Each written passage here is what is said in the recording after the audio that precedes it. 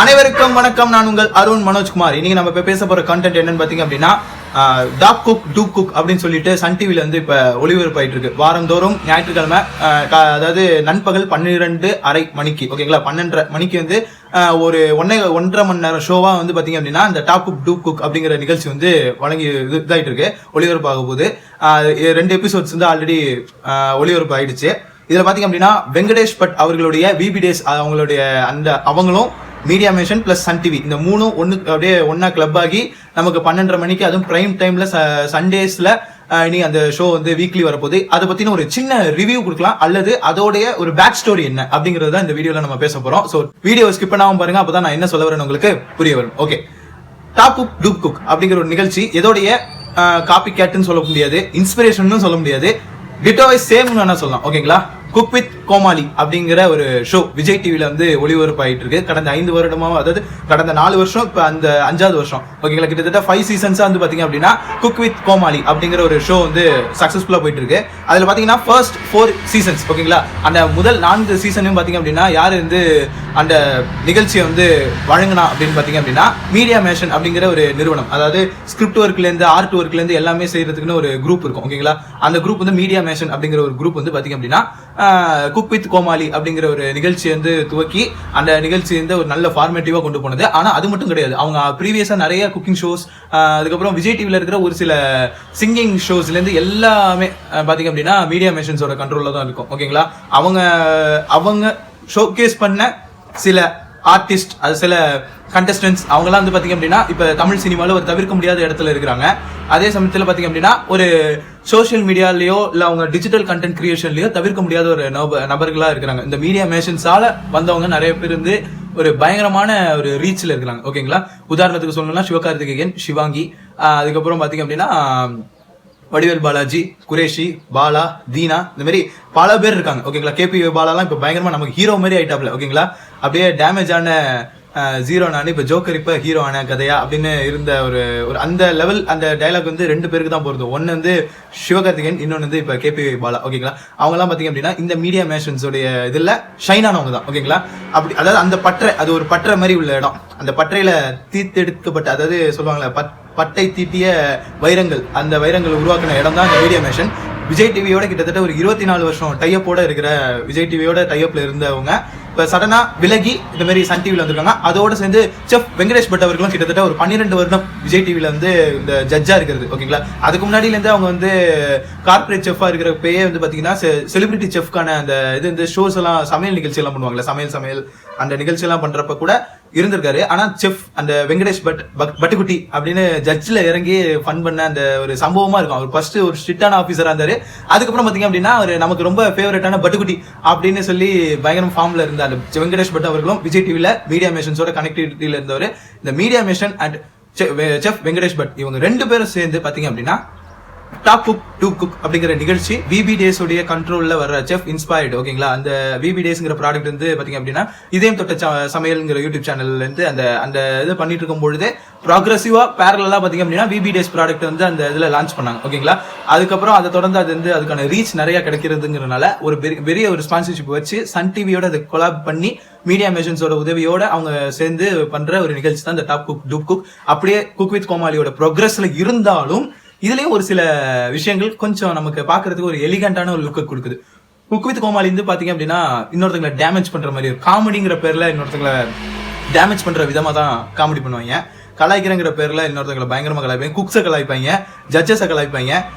அது வந்து ஒரு மாதிரி நல்லா இருக்கும். ஒரே மாதிரியான ஸ்டோரி லைனை வச்சு 4 வருஷம் ஓட்டினாங்க. இப்ப புகழுக்கு ஒரு லவ் ஸ்டோரி, சுனிதா வந்து பாத்தீங்க அப்படின்னா இந்த ஹேண்ட்ஸமா இருக்கிற ஆட்கள் யாராவது வந்தாங்கன்னா உடனே சுனிதா வந்து கிரஷ், ஃபால் இன் லவ் அப்படிங்கிற மாதிரி, மணிமேகலை இருந்து அப்படியே தொணன்னு பேசுறது, அதை பேசுறது யாரும் சுத்தி இருக்கிறவங்க கவனிக்காம இருக்கிறது. அப்புறம் வேற என்ன இருக்கு, குரேஷி அண்ணா வந்து தெரியும், அவர் எப்பயுமே காமெடி கவுண்டர் கொடுப்பாரு, மிமிக்ரி பண்ணுவாரு, பெர்ஃபார்ம் பண்ணுவாரு.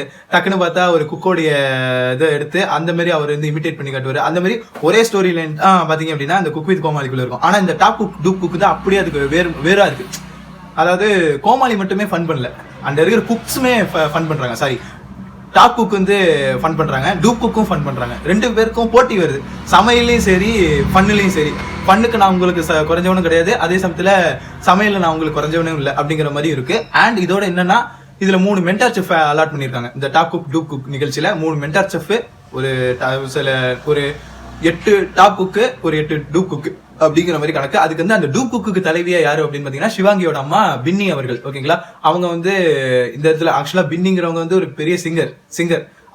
அவங்க பேர் வந்து நம்ம ஸ்டாண்டர்ட்லாம் சொல்றதுக்கு பதிலாக அவங்க மகள் சிவாங்கியோட அம்மான்னு சொல்றப்ப சிவாங்கியோட ரேஞ்ச் வந்து எங்கேயோ போயிட்டு அப்படிங்கறத இது சொல்லணும். டூப் குக்ல பாத்தீங்க அப்படின்னா விஜய் டிவில இருந்து சில பேரை ரீடைன் பண்ணி இங்க இதுக்கு ரீடைன் பண்ணியிருக்காங்க.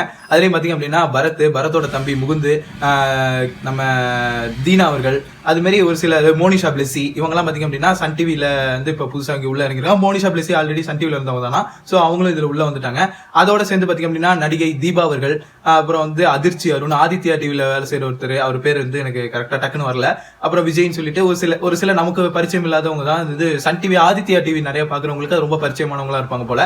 அவங்கெல்லாம் வந்து பாத்தீங்க அப்படின்னா இந்த நிகழ்ச்சியில இடம்பெற்றிருக்காங்க. ஓகேங்களா, டாப் குக்ல பாத்தீங்க அப்படின்னா ஃபைட் மாஸ்டர் பாத்தீங்க பெப்சி விஜயன் சொல்லுவாங்க, பெப்சி. ஓகேங்களா, அதுதான் வந்து ஸ்டண்ட் யூனியன் சொல்லுவாங்கல்ல, அதுல ஒரு முக்கியமான பொறுப்புல இருக்கிற விஜயன் அவர்கள். ப்ரீவியஸ் 90s காலகட்டத்தில எல்லாம் அவர் வந்து நிறைய ஸ்டண்ட் சீக்வன்ஸ்ல ரொம்ப முக்கியமான ரோல் பிளே பண்ணிருப்பாராம். ஓகேங்களா, நிறைய இடத்துல அப்படியே கேமியோ எல்லாம் கொடுப்பாராம், டான்ஸுக்கு இதுக்கெல்லாம் கேமியோ கொடுப்பாராம்.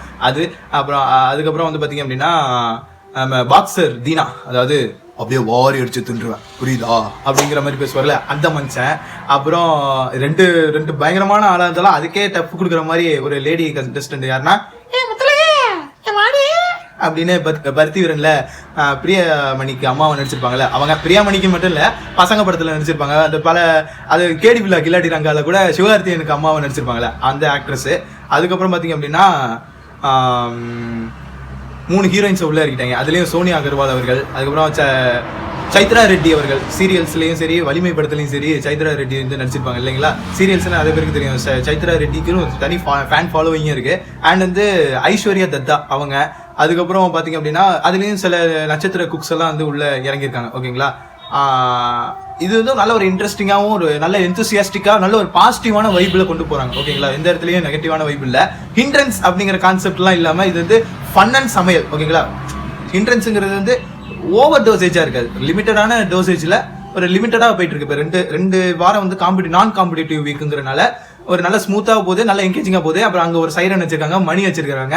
முன்னாடி 10 நிமிஷம் கோமாளி சமைக்கணும், 10 நிமிஷம் குக்கு சமைக்கணும், அதுக்கப்புறம் லாஸ்ட் இருக்கிற 5 நிமிஷமா 10 நிமிஷமா வந்து 2 பேர் சேர்ந்து சமைக்கணும், அட்வான்டேஜ் டாஸ்க் அப்படி எல்லாம் சொல்லி குக் வித் கோமாளி இருக்கும்ல, அந்த மாதிரி இல்லாம இது வித்தியாசமா இருக்கு. ஃபர்ஸ்ட் கோமாளியை சூஸ் பண்றதுக்குன்னே ஒரு டாஸ்க், அதாவது டூப் குக்க சூஸ் பண்றதுக்குன்னே ஒரு டாஸ்க். அந்த டாஸ்க்ல ஜெயிச்சதுக்கு அப்புறம் அவங்க சூஸ் பண்ற கோமாளி, அவங்க சூஸ் பண்ற அந்த டூப் குக் அப்ரெண்டிஸ். ஓகேங்களா, இந்த இடத்துல வந்து கோமாளி கிடையாது, டூப் குக்குன்னு சொல்லக்கூடாது, அப்ரெண்டிஸ்னு சொல்லலாம். ஓகேங்களா, ஏன்னா டக்குன்னு அந்த 4 வருஷம் நம்ம அந்த ஃபார்மெட்டை பார்த்து எனக்கு என்ன அறியாமலே அந்த கோமாளிங்கிற வார்த்தை வந்து இந்த இதோட கிளப் ஆகுது, அது வேணாம், அப்ரெண்டிஸ்னு வச்சுக்கலாம். அப்ரெசெட்டிகள். ஓகேங்களா, அந்த அப்ரெசெட்டியை ஃபர்ஸ்ட் நமக்கு பிடிச்ச அப்ரெசெட்டியை சூஸ் பண்றதுக்குன்னே ஒரு ரவுண்ட் வைக்கிறாங்க. அந்த ரவுண்டு முடிஞ்சதுக்கு அப்புறம் பாத்தீங்க அப்படின்னா ஒரு ரவுண்டு. ஓகேங்களா, மெயின் குக்குக்கான ஒரு ஸ்டாண்டர்ட் இது. அந்த ரவுண்டை ஜெயிச்சா மெயின் குக்கு, அதுவே அதுல பாத்தீங்கன்னா 2 அப்ரெண்டிஸ் யூஸ் பண்ணிக்கலாம், 2 பேருமே வேலை வாங்கலாம். உங்களுக்கு ஒரு ராஜ மரியாதையோட ஒரு இடத்துல உட்காந்துக்கிட்டே அவங்க இன்ஸ்ட்ரக்ஷன் மட்டும் கொடுத்தா போதும், சமைக்கிறதுக்கு ஒரு தனி அப்ரெண்டிஸ் நாமினேட் பண்ணி அவங்க வந்து செய்வாங்க. ஓகேங்களா, அதுலயும் அவங்க பெஸ்டா கொடுத்தாங்க அப்படின்னா அட்வான்டேஜ்ல ஜெயிச்ச மாதிரி. ஓகேங்களா, அடுத்த சீசன்ல அடுத்த எபிசோட்ல அவருக்கு கொஞ்சம் ரிலாக்ஸா இருக்கிற மாதிரி. ஓகேங்களா, சமைக்கும் போதும் ரிலாக்ஸ். அதாவது நான் சொல்றது அந்த மாஸ்டர் குக், அந்த எப்படின்னா மாஸ்டர் குக் ரவுண்டுன்னு ஒன்று இருக்கும், அந்த இதுல கொஞ்சம் லக்ஸூரியஸா இருக்கலாம். ஓகேங்களா, சமைக்கிற இதுல காம்படிட்டிவ் மற்றவங்க எல்லாம் வந்து கொஞ்சம் நர்வஸா டென்ஷனா இருப்பாங்க, இவங்க வந்து கொஞ்சம் ரிலாக்ஸா உட்காந்து சமைக்கலாம். ஓகேங்களா, நினைச்ச ஃபுட் அந்த அவங்க கொடுக்குற டாஸ்க்ல 3 ஃபுட் கொடுக்குறாங்கன்னா அந்த 3ல எது வேணாலும் உட்காந்து சமைக்கலாம்.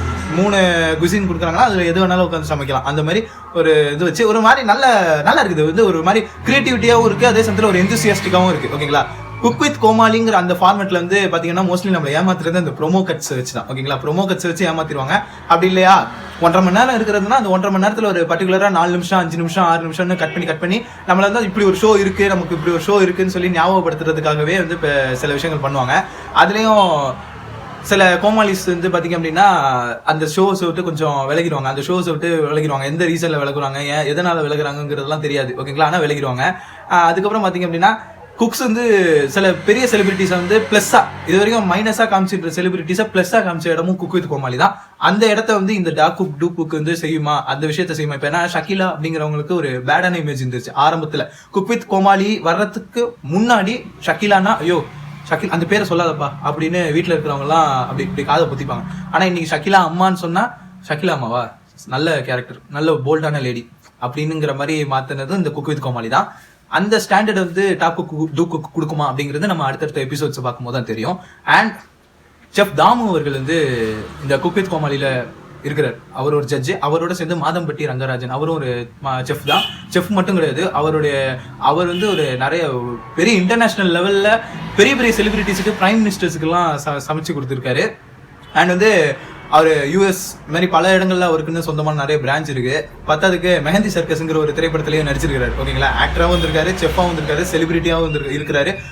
ஒரு இதுல மிகப்பெரிய லெவல்ல இருக்கிறாரு.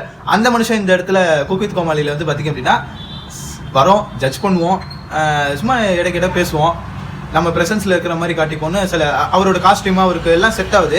ஆனா அந்த இடத்துல இறங்கி ஃபன் பண்ற இடத்துல என் பட்டுக்குட்டியை வந்து அந்த இடத்துல நான் மிஸ் பண்றேன். நான் மட்டும் இல்ல, குக் வித் கோமாளியை பார்த்து ரசிச்ச எல்லாருமே செஃப் பட் இல்லாம ரொம்ப மாதிரி ஒரு ஷோ போர் அடிக்குதப்பா அப்படின்னு இருக்கிற மாதிரி ஒரு ஃபீல் கிரியேட் ஆகுது. ஆனா அந்த போர் அடிக்குதப்பாங்கிற ஃபீலை வந்து இந்த டாப் குக் டூ குக் வந்து தூக்கி சாப்பிட்டுருது. அண்ட் இதுல என்ன ஒரு மைனஸ் அப்படின்னு பாத்தீங்க அப்படின்னா, இந்த எப்படி சொல்றதுன்னா, இந்த ப்ரோமோ கட்ல எல்லாம் பாத்தீங்க அப்படின்னா கொண்டு வராங்க, எல்லாமே நமக்கு ஹைப்பை கிரியேட் பண்ற மாதிரி ஒன்று கொண்டு வராங்க. ஆனா அது அந்த அப்ரெண்டிஸ் யூஸ் பண்ணி பண்ற ப்ரோமோ காணும். பார்த்தா சீஃப் கெஸ்டா வர்றாரு, வடிவேல் வச்சு ப்ரோமோ பண்ணி பண்றாங்க, வடிவேல் வச்சு பண்ற மாதிரி பண்றாங்க. வடிவேல் அவர்களை வந்து இந்த இடத்துல கொண்டு வந்தது வந்து நிறைய பேரால ஏற்க முடியல. ஆனாலும் அந்த நிகழ்ச்சி வந்து நல்லா என்கேஜிங்கா கொண்டு போச்சு, அதையும் நான் மறக்க மாட்டேன். ஆனா எதுக்கு அந்த மனுஷனை கொண்டு வரணும்? அவர் இப்ப எதுவும் படம் எதுவும் கமிட் ஆகியோ இல்ல அதுக்கு ஏதாவது ப்ரொமோஷனுக்கு வந்தாரா, இல்ல எதுக்கு வந்தாரு, ஏன் வந்தாரு அப்படிங்கிற கேள்வி இருக்கு. டிஆர்பிக்காக அப்படி பண்றாங்களா, இல்ல அப்படி பண்றதுனால என்ன ஆகும், இது சொதப்பிடுமோன்னு ஒரு பயம். ஓகேங்களா, ஏன்னா குக் வித் கோமாளி நிகழ்ச்சியில வந்து செஃப் பட் அப்படிங்கிறவரை நம்ம மிஸ் பண்ணோம் அப்படின்னு சொல்லி ஒரு இடத்துல கூட வெங்கடேஷ் பட் அவர்களை வந்து மென்ஷனே பண்ணாம அந்த நிகழ்ச்சியோட ஃபர்ஸ்ட் எபிசோட் அப்படிதான் ஆரம்பிச்சாங்க. அதுக்கு ஒரு வைலண்டான ரியாக்ட் பிளஸ் தாமு அவர்களுமே இந்த டாப் குக் டூ குக் நிகழ்ச்சியில வந்து கலந்துக்கிற மாதிரியான ஒரு ஏற்பாடு பண்ணாரு.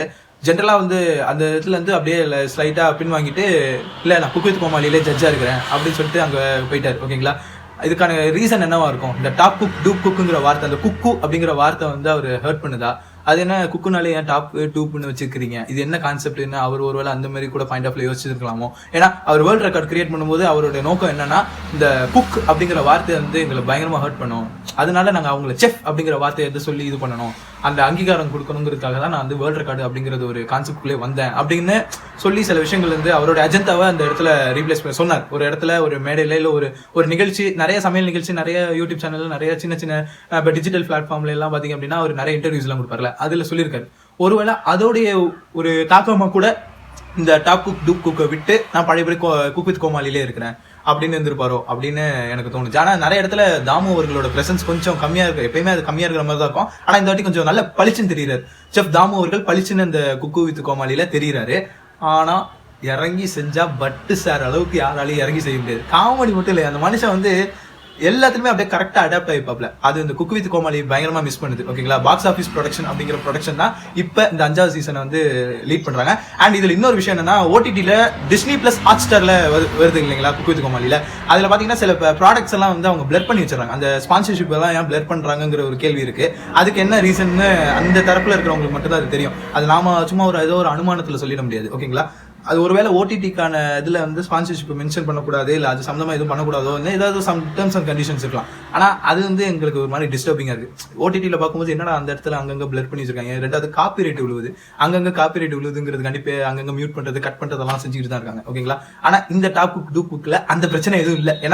ஏன்னா இது எப்படி பார்த்தாலும் மிகப்பெரிய ஒரு கார்பரேட் சேனல். சன் டிவிங்கிறது வந்து இப்பன்னு இல்லை, நான் எங்க அப்பா அம்மா காலகட்டத்திலேருந்து, எங்க அப்பா அம்மா கல்யாணம் ஆன காலகட்டத்திலேருந்து இன்னைக்கு நான் பிறந்து இப்ப நான் உங்ககிட்ட பேசிட்டு இருக்க காலம் வரைக்குமே சன் டிவிங்கிறது ஒரு மிகப்பெரிய ஒரு இமாலய மலை. ஓகேங்களா, தமிழ் இண்டஸ்ட்ரி, தமிழ் என்டர்டைன்மெண்ட் அப்படிங்கிற ஒரு இதுல பாத்தீங்க அப்படின்னா, Tamil cinema industry, Tamil media இண்டஸ்ட்ரியிலேயே மிகப்பெரிய ஒரு லெவல் இருக்கிறது பாத்தீங்க அப்படின்னா சன் டிவி. அவங்களுக்கு காப்பிரைட் அப்படிங்கிற ஒரு விஷயம் ரொம்ப சாதாரணமான ஒரு விஷயம். ஓகேங்களா, அதெல்லாம் ஈஸியா கடந்துருவாங்க.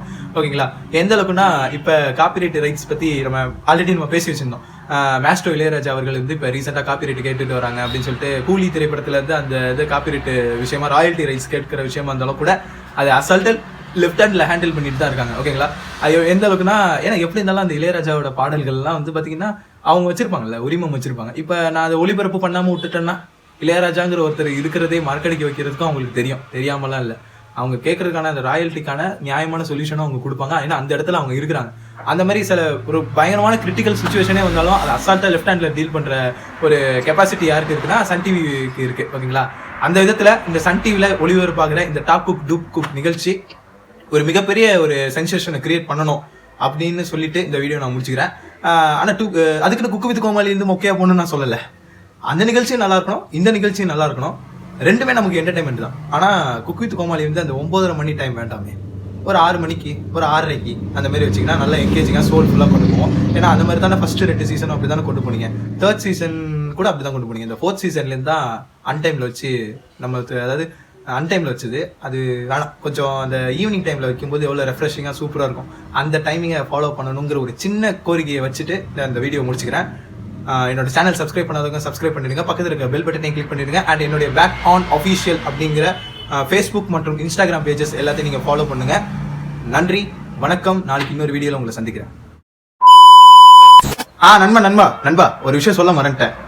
குக் வித் கோமாளிக்கும் இப்போ டாப் குக் டூப் குக்கும் பார்த்தீங்க அப்படின்னா இன்னும் பயங்கரமான போட்டியாக இருக்கிற விஷயம் என்ன அப்படின்னு பார்த்தீங்க அப்படின்னா, இந்த ஃபைனலில் ஜெயிக்கிறவங்களுக்கு எத்தனை ரூபா கேஷ் ப்ரைஸ் அப்படின்னு ஒரு கம்பாரிசனில் பார்க்கும்போது டாப் குக் டூப் குக் அப்படியே தூக்கி சாப்பிட்டுடுச்சு.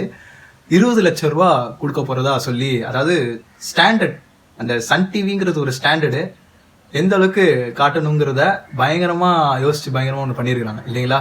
20 lakhs அப்படிங்கிறது வந்து இது வரைக்கும் இப்போ வரைக்குமே அந்த எந்த ஒரு குக்கிங் ஷோலையும், தமிழ் குக்கிங் ஷோஸ் எதுலையுமே பார்த்தீங்க அப்படின்னா இது வரைக்கும் அது வந்ததுலேயே அந்த மாதிரி கொடுக்கல. மிஞ்சி போனால் அதிகபட்சம் 10 லட்சம் ரூபா வரைக்கும் தான் பார்த்தீங்க அப்படின்னா கேஷ் ப்ரைஸாக அறிவிப்பாங்க. ஆனால் இந்த டாப் குக் டூப் குக் பார்த்தீங்கன்னா 20 lakhs வித் அந்த அப்ரெண்டிஸா ஒர்க் பண்றவங்களுக்கு, அந்த மென்டார் செஃப்க்கு எல்லாத்துக்கும் மொத்தமா காம்பு பண்ணி ஒரு பயங்கரமான பரிசு தொகையை வந்து கொடுக்குறாங்க. குக் வித் கோமாளியில் பார்த்தீங்க அப்படின்னா 5 லட்சமும் சம்திங் கொடுத்தாங்க. அப்புறம் அதுக்கு அந்த குக்குக்கு ஹெல்ப் பண்ண கோமாளிஸ்க்கு பார்த்தீங்கன்னா இண்டிவிஜுவல் 1 lakh அப்படின்னு சொல்லி ஒன்று கொடுத்துருந்தாங்க. ஓகேங்களா? அதுலேயுமே சில விஷயங்கள் மாறுபாடு இருந்துச்சு. இதில் பார்த்தீங்க அப்படின்னா பாலா அவர்கள் வந்து வனிதாவை ஜெயிக்க வச்சாங்க. ஆனால் அந்த இடத்துல அந்த 1 லட்சம் வந்து வனிதாவுக்கு ஃபைனல் ரவுண்டில் கோமாளியாக இருந்தவங்களுக்கு போணுச்சு. அதுமாதிரி 2வது சீசனில் வந்து சிவாங்கி வந்து ஜெயிக்க வச்சாங்க. அந்த யாரன்னா கனியக்கா வந்து சிவாங்கி அவங்க வந்து ஃபைனல் ரவுண்டுக்கு கொண்டு போனாங்க. ஆனால் சிவாங்கி வந்து 1 lakh கொடுக்காம சுனிதா வாங்கிட்டாங்கன்னு நினைக்கிறேன். ரைட்? 3வது சீசனில் தான் சில மாற்றம் ஏற்பட்டுச்சு. என்ன, பாலா அவர்களுக்கு வந்து 1 லட்சம் வரல அப்படின்னு சொல்லிட்டு புகழ் அண்ட் பாலா 2 பேருக்குமே 1 லட்சம் கொடுத்தாங்க. ஆனால் அந்த தப்பை வந்து இந்த டாப் குக் அண்ட் டூப் குக்கில் செய்யக்கூடாது அப்படிங்கிற ஒரு விஷயத்த இந்த இடத்துல நான் சொல்கிறேன். பட்சாருக்கு அது தெரியும், இருந்தாலும் just I remember that thing. Dear Batcha, this statement specially for you man. Thank you.